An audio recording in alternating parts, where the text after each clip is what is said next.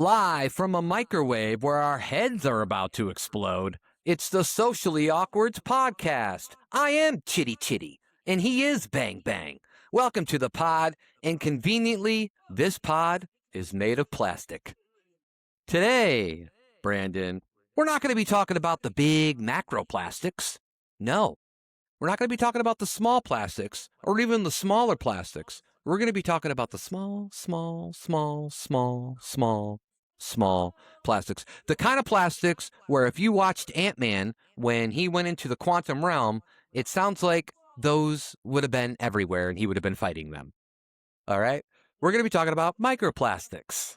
And oh boy, is this one thing we've discussed before in time that really freaks us out. How freaked out are you about microplastics, Brandon? On a scale of 1 to 10, I'm at about a 7. 7? All right. Yeah, it would be higher if I could actually do more about it. So you'd be more freaked out if you could do more about it. That's right. Okay. All right. All right. Well, just for reference for everybody, microplastics are tiny plastic particles generally defined as smaller than 5 millimeters. I know. We're getting to the metric, and we're not used to that. They're now found in air, water, soil, food, and, of course, human tissues. They matter because they're widespread, they're persistent, and they still aren't fully understood, especially when it comes to long-term human health effects. This is going to be one of those things where 100 years from now, we're going to hear the commercials.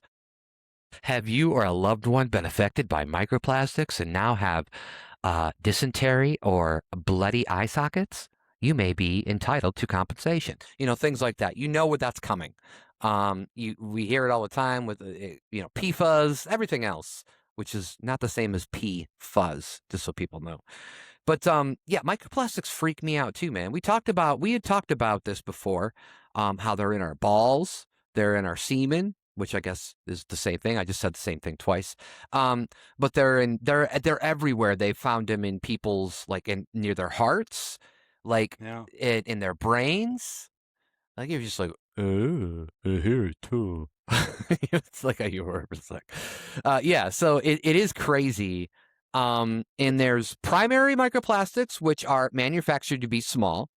And then there are secondary microplastics, which form when larger plastic items break down over time. So primary examples include microbeads, industrial pellets, and synthetic textile fibers, while secondary microplastics come from items like bottles, bags, packaging, fishing gear, fragment through sunlight, wind, and abrasion. Well, hit me, Brandon. You got some facts for me, or you want to say some things about these damn old microplastics? They're everywhere. They are, and they don't. We're inhaling them currently. I'm assuming. That's correct. Yeah. And they don't just come from the things that we think they come from. They come from almost everything, because even if it's not plastic, it probably has a plastic part inside of it. If it's not plastic, it probably interacts with something else that's plastic. Also, if it's not plastic, it's probably made in a factory where the factory itself has things in it that are plastic. And so this is a big problem with food.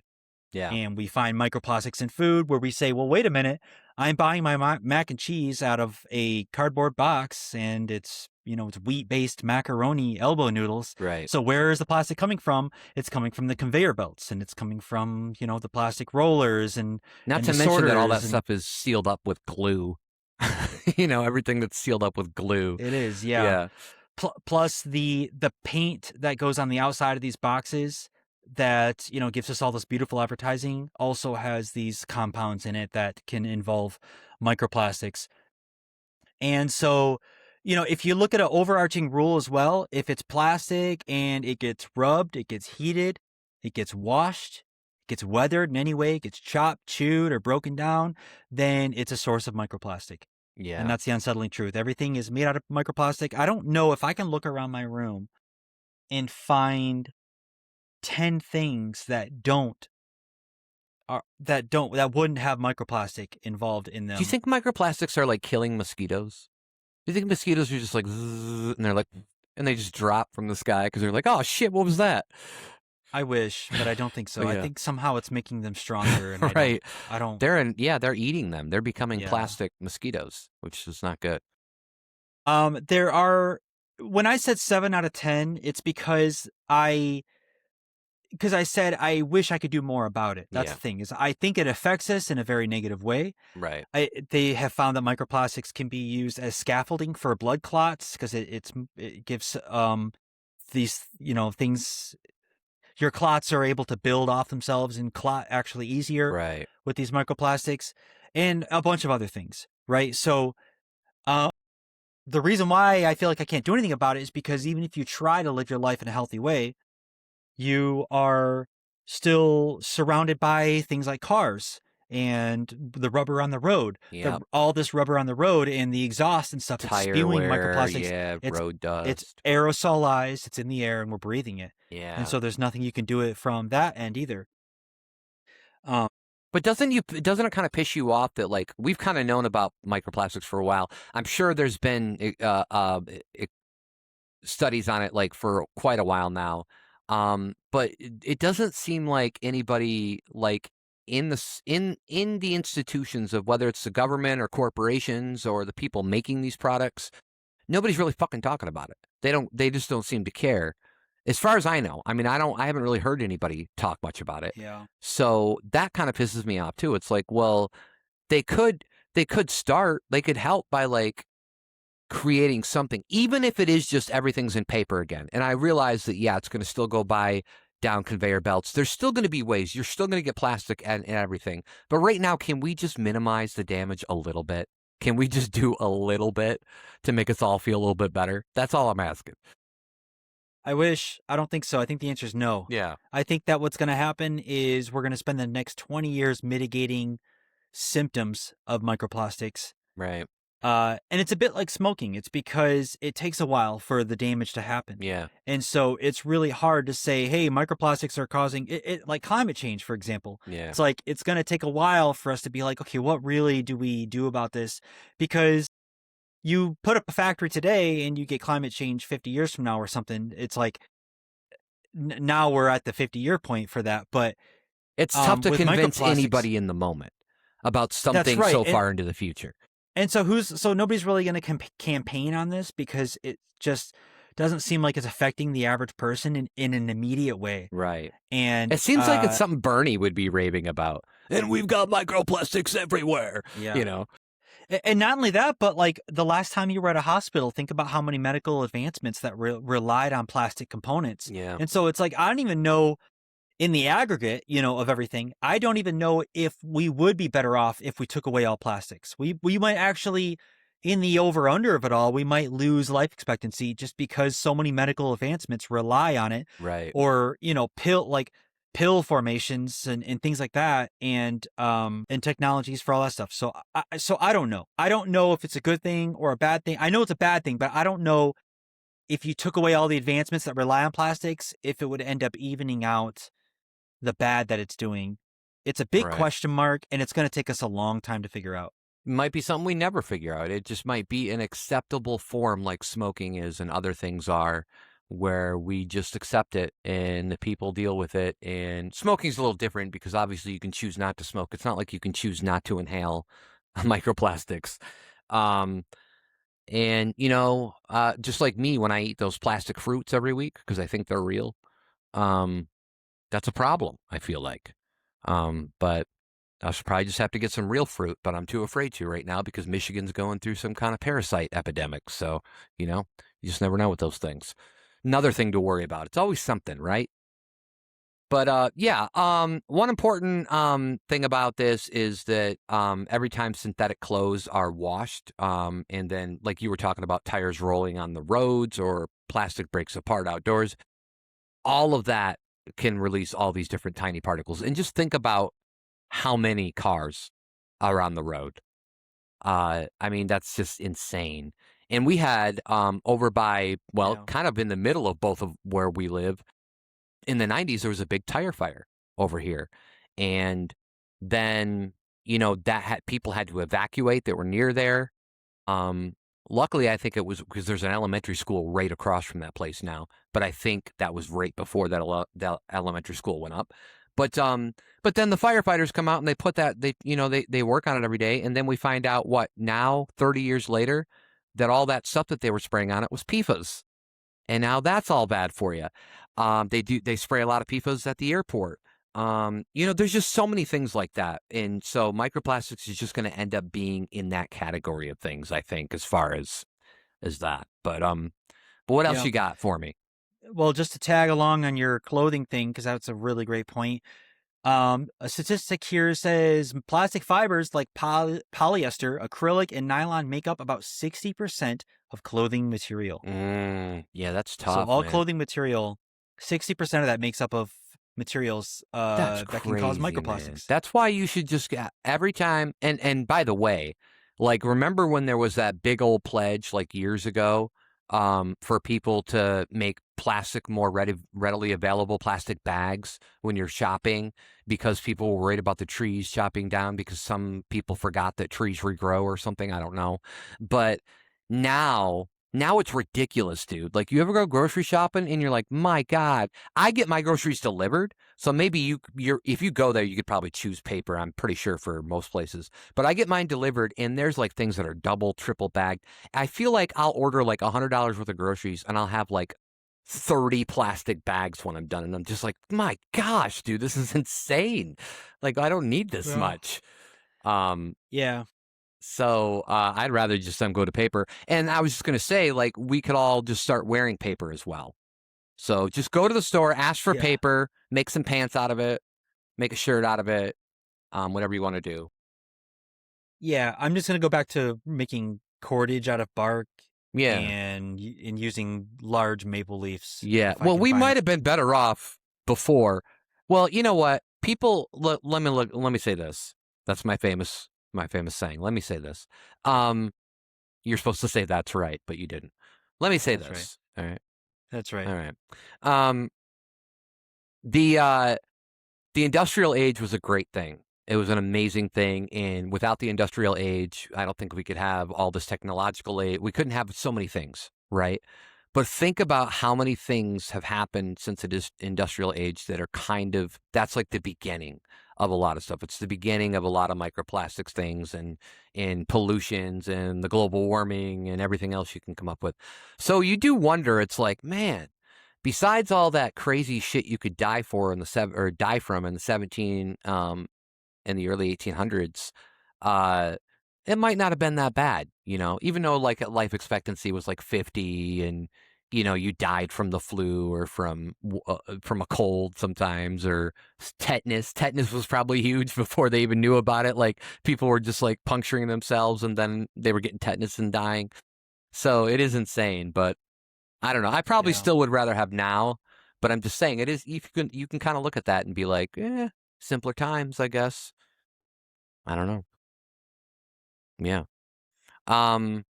Let's before we continue on with microplastics, I do have some fake sponsors for us today. Would you like to hear some fake sponsors, Brandon? Let's do it. Hey, where are those fake sponsors you've been talking about? Okay, was that just in here? Is that only me that heard that? We are fake sponsored by Weenus Cream.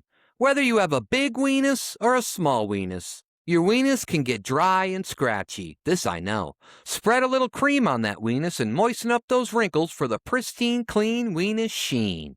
Weenus Cream. It's for your elbows, you perverts. We are also fake sponsored by Donut Salad. Crispy, crunchy crumbles of yeasty balls mixed with sugary sprinkles and oozing, gooey man-made glaze. Made right before your eyes, Louis C.K. style. Donut Salad. The stupidest thing I could come up with. Brandon, back to you. All right. Right. Yeah. And back to you. Yeah. And back to me. Yeah. All right. Microplastics. Let's continue. Let's talk about this. Let's get angry. We're freaked out about it. We don't want it in our balls. We don't want it in our brain. We don't want it everywhere else. How is this going to affect animals and pets in the future? It's killing us. Yeah, it's killing everything. It's killing the world, essentially, right? That's right. A 2024, so this is back on bottled water real quick, because I just looked this up. A 2024 bottled water study that found that there's up to 400,000 plastic particles per liter. That's insane. And that freaks me out because I can't drink my water here. My water is bad. I probably could drink it, but it's got a lot of tannins. It makes everything brown. It stains everything. So I have to buy bottled water. Now, I do buy it in the big jugs. I don't really know if me drinking it that way, obviously I don't drink it out of the jug, but there's still particles in there.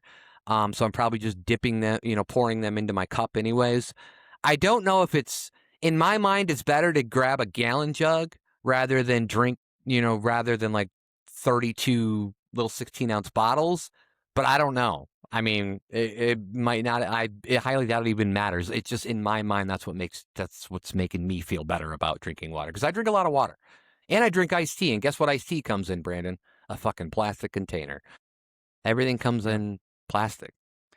That brings up another interesting point, that there was a recent study on tea bags where they seem to have a lot of microplastics in them. Yeah, pull the graph. Oh, that was the last episode. Pull the graphic up. Last episode, my bad. So tea bags, which just seems like this like natural thing. You only do it to drum sets that you want to use. That's right. Yeah. So those release a lot of microplastic particles as well, which is really sad because I enjoy drinking tea. I love tea. And I know that these are also it's through ingestion and in inhalation, right? I mean, that's really the two main ways you're getting microplastics.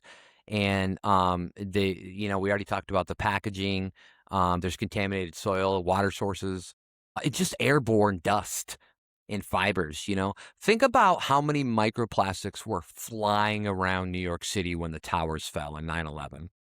Like, not to mention all the other shit and debris. And we had discussed 9/11. 9/11 was one of our very first episodes, if not the first episode we ever did on this podcast.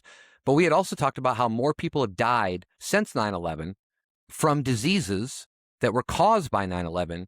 And, more people have died since than that died from the actual event. I mean, I do wonder if microplastics is playing a role in that as well. I mean, I know a lot of dust and stuff. It's probably a multitude of things. They probably got metal and shit. Like, they were inhaling all kinds of bad shit. But yeah, it certainly is something that I'm kind of like, that's kind of how I am with it. I'm just kind of like, microplastics, and what are we going to do? Because I do get it. Like, what are we going to do? It starts with people that are bigger than us. And I know people are like, well, it only takes one to change the world. Shut the fuck up. No, it doesn't. It takes more than one person to change the world. And it starts with big companies and corporations or governments or somebody making somebody liable or making them responsible for changing these things. And you know what state's going to do this the first, and they might already have tried, is California, because they're notorious for progressive measures like that. I just read that they are California's going to change the rule. You know how like the dates that you get on food, and some of them are used by, some of them are this, some of them are that. California is going to make that system much easier to understand, so people aren't like, okay, is this bad or good? Because sometimes those get confusing. You're like, what? Everybody's different.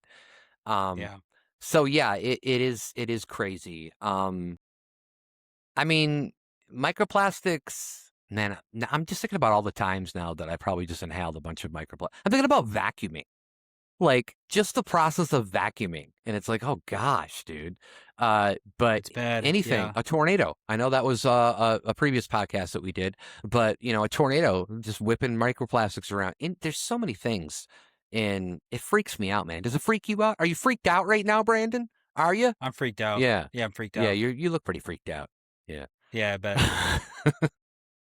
All right. Yeah, I have a quote here that says microplastics aren't just pollution anymore. They're basically the dandruff of modern civilization. Dandruff is a good word. I love. Yeah, because that's it. That gives you a good negative connotation about that, because when you were a kid, like, be like, dude, that kid has dandruff. He has dandruff. Stay away from him. Either that or head lice, or semen if you were on a certain island. I don't know. Pull it up. Yeah. All right. Yeah, and obviously there's growing attention on possible skin contact. Like, we don't know what that's going to do, like, in the long run. You could, you ever like wake up in the next day? You ever do that? You ever wake up the next day? I've tried it. Sorry, I'm doing a little Norm Macdonald, I think. You ever wake up the next day and like you ever have just like like some little, I don't know, cut or something, and you're like, what the fuck happened there? Like that wasn't there when I went to bed. Like microplastics are murdering us in our sleep. I think that's what's Yeah. happening. And thinking about that, like if you're a mouth breather, if you're sleeping mouth open, oh man, that's just now Yeah. you're getting microplastics 24/7. Even though you're probably still getting it, even if you're not a mouth breather, it's just going up your nose or in your eyelids or up your pee hole, which some people Yeah. enjoy.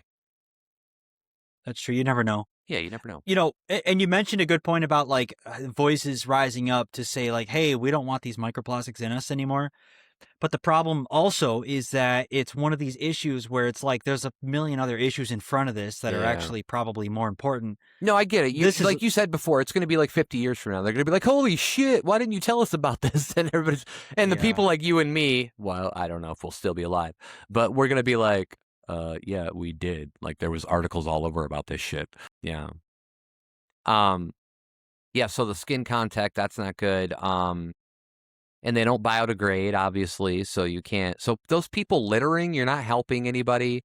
I would say, I mean, the weird thing is most plastic is recyclable. So, like, is that process just adding a bunch more microplastics? Like, remember when we thought that was such a good thing? It's like, yeah, let's recycle things, and I'm all for that. But if it's adding more shit, like, yeah, but now we're putting it in the back of these trucks that are transporting it, spewing out crap, and then putting it onto these conveyor belts and crushing it, grinding it, melting it, and then reforming it. I think that's a really great point where it's like, I don't know if that's good or not. I think maybe we just bury it under the ground and forget about it. Maybe at this point. I don't know. But then what's going to happen, right? Like some crazy microplastic gigantic monster is going to come out of the ground in 100 years and terrorize the world. Oh, yeah. I'm full of plastics and you must die now. Yeah. I mean, can't we just dump these things down into like one of those old faithful, like, you know. How about in a volcano? Let the lava take care of it. There you go. You know, and some active volcano, just let it drop it down there. They've been found in oceans and freshwater systems, sediments, air, and within many species of animals. I basically just listed off everything there is in the world, and it's been found in. In wildlife, microplastics can be mistaken for food, reducing feeding efficiency and potentially causing physical and chemical harm. So we got some stupid animals out there who are eating the plastics. I shouldn't say stupid. They're just less primitive than us. They may also act as carriers for other pollutants since plastic particles can contain or absorb chemicals that later leach out into the environment. So that's crazy as well. Also, scientists have found microplastics in, we've discussed this before, but this is where it gets really good. Scientists have found microplastics in human blood, lungs, liver, kidneys, saliva, placenta, and other tissues, but the full health impact is still being studied. You are literally having a microplastic baby these days. You're just a baby is being born with microplastics in it. And current evidence does not yet prove that microplastics cause specific disease in humans, but you and I both know that's probably going to change at some point over time. What do you got for me? You got anything for me? I have a fun little interesting list of facts here. Oh yeah. These are places where you might find zero microplastics. Oh, this I'm interested in. My zero room that I'm building. That's right. For my future girlfriends. I've said too much. So the first place is inside a freshly cracked interior of a solid rock that has never been exposed to air, water, tools, or plastic contaminated dust. But aren't you going by going in there? Aren't you contaminating? Aren't you the one contaminating it? Immediately, yes. Yeah. Immediately, yeah. Inside deep geological formations. Oh, you had me at before deep. Drilling, mining, or sampling contaminates them. Yeah. So the original product, basically, the original thing that we're making all this stuff out of, that's where you want to go. Yep. Inside a freshly cut natural diamond. So that's a big diamond. You got to live in there, though. And I have a feeling people are going to want that diamond if it's that big. Inside sealed metal or glass containers manufactured before the plastic age. What? You might be able to find. Do we have any of those? I don't think we do, but You never know. In laboratory, ultra purified water after specialized filtration and contamination control. Yeah. So, laboratory conditions, they can have very small samples of things like water that have no microplastics. Inside molten lava or magma before it reaches contaminated surface environments. Probably not the best place to like chill at though. Yeah. Might be a little warm. Yeah, a little too hot. What about this one? In the vacuum of deep space, far from spacecraft, satellites, stations, suits, and human debris. What about that? I don't know, like in space, how long do you live? Like a half a second if you don't have any suit or anything? Yeah. So I guess you can enjoy it for a half a second or for however long it is. It's bad enough that now we're gonna be, we've already put probes and stuff on different planets and we're just infecting those we're sending planets. it out there. It's here's out some there. microplastics, Mars. Have fun with that. Here's some blood clot scaffolding for you. Yeah. What about this one? Inside meteorites, but before they enter Earth's contaminated atmosphere. Well, you'd have to take a spaceship. I mean, what are we talking, like an Armageddon situation where we got to go up there, land on it, and then we've contaminated that now? That's true, yeah. You can hardly even bad. Look at these things. You have to have like a baby that's born in the vacuum of space who's never been touched by microplastics, and the mom would never have to be touched by microplastics. Yeah, it's ridiculous. It's bad. I don't think Jesus had to deal with microplastics. Well, maybe a little bit, but not like this. Not on this level. Yep, I tried looking for zero. Yeah, I tried looking for where there is zero places. It says the honest answer here is almost nowhere in the open environment. Not beaches, not mountains, not rain, not Antarctica, not deep ocean, not your house, not food, not bottled water. Microplastics are considered broadly ubiquitous. And then here I have, there are almost no places on Earth where you can confidently say there are zero microplastics. Only places we haven't tested carefully enough yet. Safe to say that no one's safe from microplastics, and that's very sad. What we need is a Magneto type X-Men, but for plastics. And Plastito? Yeah, Plastito. And he can just, although I think if he's controlling it and he's like a magnet of plastics, then he would probably just burst everybody open, right? Because we already have too many in our system. So he would probably just kill everybody in the process. He sounds like he'd be a nice, like a Latino kind of superhero. Yeah, we need more of those. Why not? Why not, man? Let's get some diversity. Yeah. Stop killing off DEI, you bastards. Yeah, obviously plastic production has grown enormously over the last several decades. And once plastic waste enters the environment, I mean, we're all fucked, basically. Tends to fragment rather than disappear. Just think about like when people are at like there's a lake north of us called Torch Lake, for people that don't know. It was a big party spot, but it's a few years it's been in the news where they were getting tired of like the people going up there and just trashing the fucking lake. But just imagine things like that. And we do so much to the lakes now that, obviously, like you had already stated, none of those are safe anymore. It's just sad, man. Like, I don't know what to do. And, I mean, normally what we're going to do, we're just into it right now because we're having a little podcast on it. But, 20 minutes after the podcast, we're going to forget about it and we're going to eat our Twinkies out of our plastic wrappers and, all that, whatever, and it's going to be the way it is. But let's talk about what you said, that you don't think there's any way you can help it, but is there any way at all? I feel like the guy. No. Yeah, I feel like that. I feel like, is there anything that even the companies can do, even if the companies agreed to do it? Is it going to even make a fucking difference? There's not. Our entire ecosystem, not ecosystem, but the entire, what's the word? Like the structure, the fabric that makes up our economy. Cotton is no longer the fabric of our lives. Plastic is the fabric of our lives now. I get it. Yeah, that's insane. Yeah, I don't know. I don't know either. Like I said, because we just discovered that recycling may not even be worth it. And who knows? Everything's got so many negatives to it. And honestly, it is already here. So, and I don't know what I mean, it's not going to break down. It's not biodegradable. So Yeah. even after hundreds and hundreds and hundreds of years, I mean, your mouth is about a half inch away from right. some plastic fuzzy Oh, composite that's not where I thought that you you're were going with talking that. to. But yeah.